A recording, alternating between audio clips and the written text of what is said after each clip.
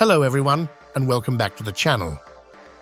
Today, on Shutter Minds, we're diving into a fascinating piece of photographic history, the Zenit E camera.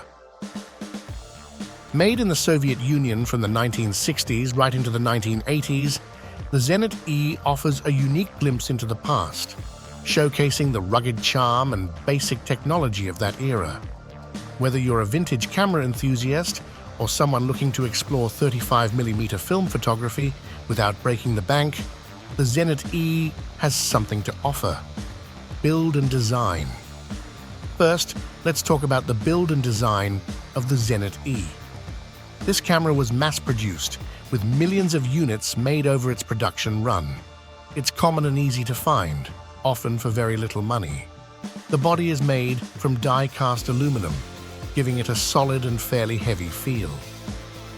Despite its simplicity, there's a certain satisfaction in using a camera that still works after more than 50 years. M42 Screw-mount lens. One of the key features of the Zenit E is its M42 screw-mount lens. This mount not only gives you access to a variety of Soviet lenses, but also a wide range of lenses from other manufacturers. One lens to look out for is the Helios 44. If you manage to find a Zenit E with this lens, you're in for a treat, as the Helios lenses are renowned for their quality and distinctive bokeh effect. Basic technology. Now let's address the technology inside the Zenit E. Even when it was new, the camera's technology was quite basic. It comes with a built-in selenium light meter.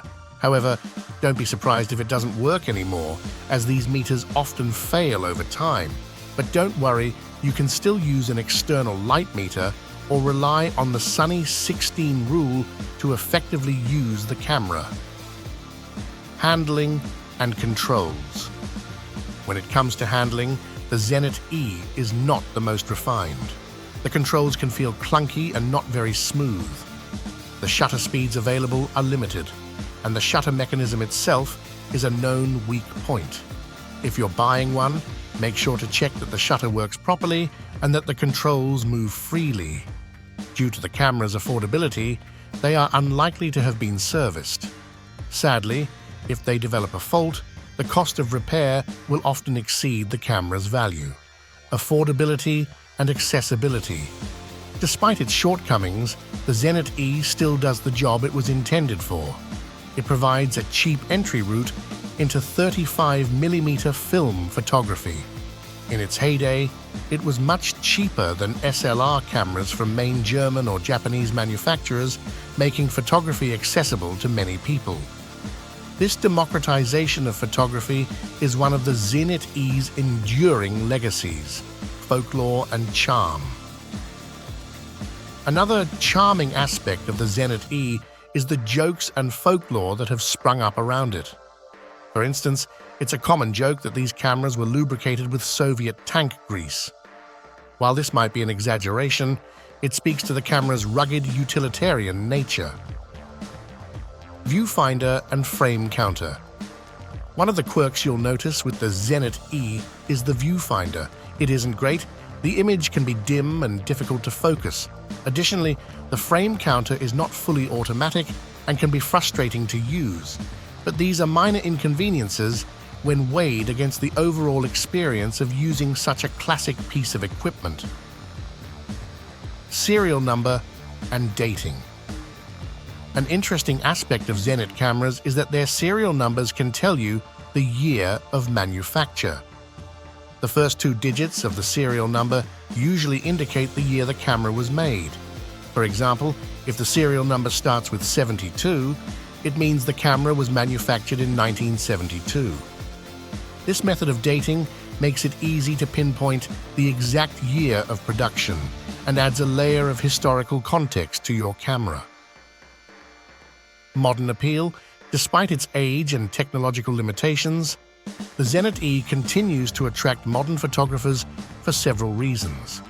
Firstly, its simplicity offers a refreshing break from the complexity of modern digital cameras. For those looking to disconnect from screens and menus, the Zenit E provides a tactile and straightforward shooting experience. Additionally, the resurgence of interest in film photography has sparked renewed enthusiasm for vintage cameras. Like the Zenit E. Film enthusiasts appreciate the unique aesthetic qualities and tactile engagement that film photography offers, and the Zenit E embodies these qualities while remaining accessible to newcomers. Conclusion.